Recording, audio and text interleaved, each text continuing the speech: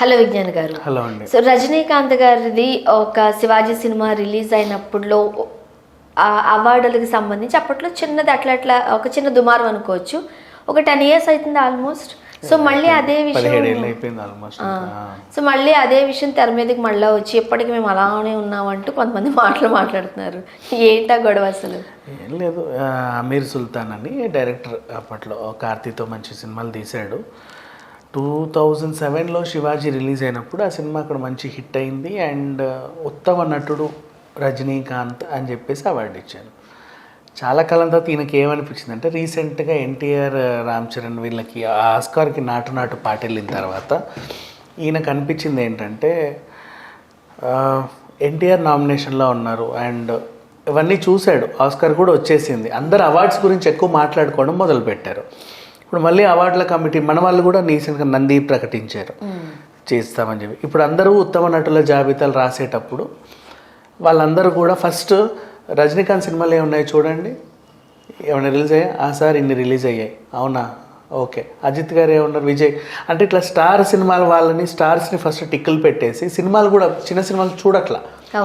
So ఈ రకంగా ఆయనకి కొంచెం కాలింది. అప్పటి వివాదాన్ని మళ్ళీ తీసి శివాజీ సినిమా చూసారా, అప్పట్లో రజనీకాంత్ ఉత్తమ నటుడు ఎందుకు ఇచ్చారు, ఎలా ఇచ్చారు, మొత్తం ఇంత ఇదిగా ఉంది, దీంట్లో ఎక్కడైనా బాగా యాక్ట్ చేశారో నాకు ఒకటి చెప్పండి అని చెప్పేసి ఆయన అన్నాడు. మొత్తం అన్యాచురల్గా ఉంది, మాకేం నచ్చలేదు అని చెప్పేసి ఏదో వాదన, ఆ ఫెయిర్ అండ్ లవ్లీ పూసుకోవడము అవన్నట్టును గుర్తొచ్చింది సినిమా మంచిగానే. బట్ ఏదేమైనా ఆయన ఎందుకు అలా అన్నారో తెలియదు.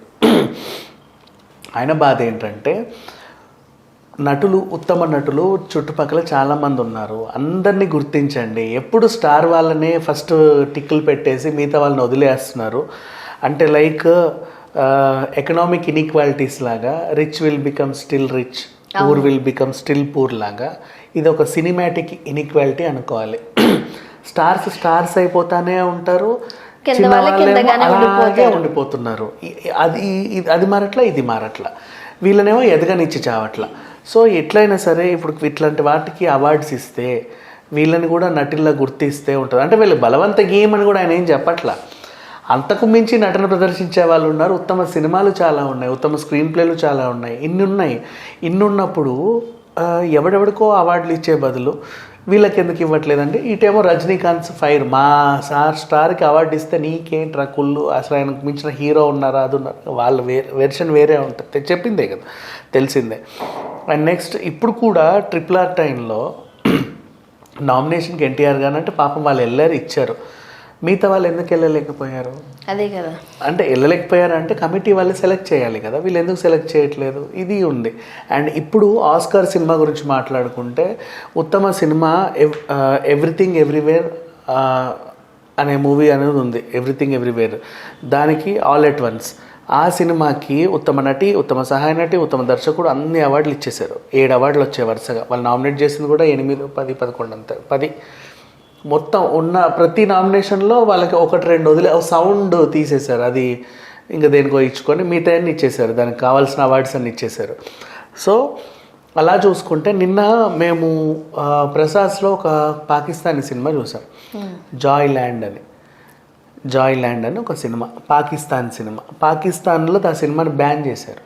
బ్యాన్ చేస్తే మన తెలుగు వాళ్ళు, మన తెలుగు ప్రొడ్యూసర్స్ ఆ సినిమాని ఇండియాకి తీసుకొచ్చి ఇక్కడ రిలీజ్ చేస్తున్నారు. అండ్ ఆ సినిమా, పాకిస్తానీ సినిమా అఫీషియల్ ఆస్కార్కి సెలెక్ట్ అయింది పాకిస్తాన్ నుంచి. ఆ మూవీ చూస్తే మీకు అనిపిస్తుంది, అందులో ముంతాజ్ అనే ఒక క్యారెక్టర్ ఉంటుంది, ఉత్తమ నటి, ఆమెకే అసలు వెళ్ళేది అనవసరంగా ఈ సినిమా ఆస్కార్ వరకు వెళ్ళలేదు అనిపించింది. బట్ దానికి గౌరవం ఎలా దక్కిందంటే, కాన్స్ ఫిలిం ఫెస్టివల్లో ప్రదర్శించబడిన తొలి సినిమా అదే, వాళ్ళు పాకిస్తాన్ నుంచి ఇప్పటివరకు ఏ సినిమా వెళ్ళాల, దాని పరిధులు దానికి ఉన్నాయి. అండ్ RRR టైంలో కొండపొలం అనే ఒక సినిమా వచ్చింది, దాంట్లో ఇప్పుడు మనకి ఎలిఫెంట్ విస్పరర్స్ ఎలా, ఎలిఫెంట్స్ గురించి, అందులో మేకల గురించి, వాళ్ళ గురించి, వాటిని ఎంత బాగా చూసుకోవాలి, ఒక చిన్న మేకపిల్ల చచ్చిపోతే వాళ్ళ బాధలు అన్నీ, అఫ్కోర్స్ అది వేరు, ఎంత కాదన్నా వాడు మటన్ కమ్మాల్సిందే ఆ మేకని, కానీ అయినప్పటికీ పెంచేటప్పుడు ఆ కాపరికి ఉంటాయి చూసారా, ఆ భావోద్వేగాలు చూపించాడు. అది ఎప్పటికైనా బలవాల్సిన మేకే, కానీ వీడు మన దగ్గర ఉన్నంత వరకు చిన్న పిల్లల్ని చూసుకున్నట్టు ఎంత బాగా చూసుకో అట్లాంటి భావోద్వేగకుండా అట్లాంటి సినిమాలను వదిలేశారు. అంతకు ముందు కృష్ణం వందే జగద్గురుం అని ఇంకో అందమైన సినిమా వచ్చింది. సినిమా అసలు దాన్ని పట్టించుకున్న నాదుడే లేడు. అందులో డైలాగ్స్ చెప్పాలంటే రానాకి ఒక ఇమేజ్ తీసుకొచ్చి పెట్టిన సినిమా అనుకోవచ్చు. ఇట్లా చాలా సినిమాలు ఉంటాయి. బట్ ఇలాంటి సినిమాలు అవార్డ్స్ వరకు వెళ్ళవు కదా, అసలు మనుషుల మనసులు గెలుచుకుంటాయి ఈ సినిమా. ఎవరు కృష్ణం వందే జగద్గురు చూసినా అలా ఉండిపోతారు ఆ సినిమాకి, ఆ సినిమాలో డైలాగ్స్ కావచ్చు. అండ్ అలాగే ఓటీటీలో రిలీజ్ అయిన ఒక సినిమా కరోనా తర్వాత అనుకోని అతిథి, మన పాయల్ రాజ్పుత్ సినిమా. అది ఎట్లా అంటే మనిషికి అత్యాశ ఉంటే ఎలా ఉంటది అని చెప్పి ఇంటికి వచ్చిన అతిథిని చికెన్ కోడి కూర వండమన్నందుకు చంపేస్తారు వాడిని చంపాలనుకొని. ఎంత వాడు చచ్చిపోయిన తర్వాత వాడు అన్నాన్ని తెలిసి అసలు ఆ భావోద్వేగం అది వేరే లెవెల్. ఇట్లా ఒకటి కాదు రెండు కాదు కొన్ని సినిమాలు. నెక్స్ట్ ఉషాకిరణ్ మూవీస్లో రాజేంద్ర ప్రసాద్ గారిది దాగుడు మూత దండాకూర అని ఒక సినిమా వచ్చింది. జస్ట్ కోడి పిల్లని కాపాడుకునే ఒక చిన్న పాప. ఇట్లా ఉంటాయి సినిమాలు. అంటే వాటి వల్ల సమాజం నేర్చుకునే అంశాలు చాలా ఉంటాయి, మనుషులు ఎదిగేవి చాలా ఉంటాయి. అట్లాంటి వాటిల్లో ఏ ఒక్కదానికన్నా గుర్తింపు ఇస్తే, అంటే గుర్తింపు ఇస్తే బలవంతంగా ఇవ్వాల్సిన అవసరం లేదు. దే ఆర్ న్యాచురల్ ఆర్టిస్ట్, వాళ్ళు కూడా న్యాచురల్గానే పర్ఫామ్ చేస్తారు. వాళ్ళకి ఇచ్చి వాళ్ళ గుర్తింపునిస్తే అట్లాంటి వాళ్ళు పైకి వచ్చి ఇంకా మంచి మంచి సినిమాలు వస్తాయి. ఎంతసేపు స్టార్ హీరో, ఆ స్టార్, ఈ star, super star, natural star. ముందు వాళ్ళు సినిమాలు ఏమొచ్చాయో చూడండి, ఉన్న వాళ్ళని వాళ్ళకి ఇచ్చిన తర్వాత మిగతా వాళ్ళ గురించి నెక్స్ట్ మాట్లాడుకుందాం.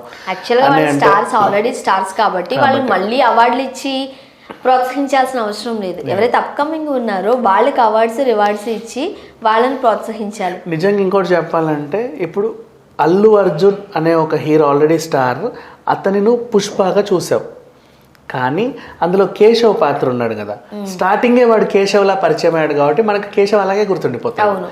ఎవరైనా ఇట్లా కొత్త స్టార్స్ వచ్చేదే అలాగా, ఫస్ట్ సినిమా ఎలా వస్తారో వాళ్ళు అలా గుర్తుండిపోతారు మనకి. అలాగే కంచరపాలెంలో ఆ అబ్బాయి, ఒక్కొక్కరు ఒక్కొక్క ఒరిజినల్ పేర్లు గుర్తుండవు మనకి, గుర్తుండవు. వాళ్ళు ఎలా వస్తారో అలా గుర్తుండిపోతారు. ఆ క్యారెక్టర్లు వాళ్ళకి అట్లాంటి వాళ్ళకి అవార్డ్స్ ఇస్తే ఆ క్యారెక్టర్ కూడా జీవితాంతం గుర్తుండిపోతుంది.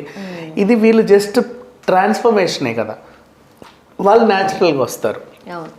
సో ఆ రకంగా చూసుకుంటే ఏదో ఈవెన్ ఇంకొక విషయంలో కూడా, ఇప్పుడు హ్యాపీ డేస్లో కూడా ఆ క్యారెక్టర్స్ ఫస్ట్ మనం చూస్తే వాళ్ళు అట్లాగే నెక్స్ట్ వాళ్ళు ఇంకోలా ఉంటే డైజెస్ట్ అయ్యి. అందుకోసమే ఆ సినిమాలు హిట్ అవ్వవు కూడా. బెంగళూరు పద్మ అమ్మాయి పేరంట మర్చిపోయి, బెంగళూరు పద్మ గారి కూతురు, ఆ పిల్ల అట్లా చేసింది, బాయ్ కట్టేసుకొని చేసిందా. ఆ పిల్లని అలాగుంటేనే మనం ఇష్టపడతాం. అట్లా కొంతమంది పవన్ కళ్యాణ్ గారి సినిమాలో చూస్తే అవును అక్కడ డైజెస్ట్ అవ్వాలి, శృతి హాసన్ పక్కన ఫ్రెండ్ లాగా డైజెస్ట్ అవ్వాలి. ఆ పిల్లని ఒకలాంటి బోల్డ్ క్యారెక్టర్ లో కూడా ఇచ్చేసరికి ఇబ్బంది అయింది.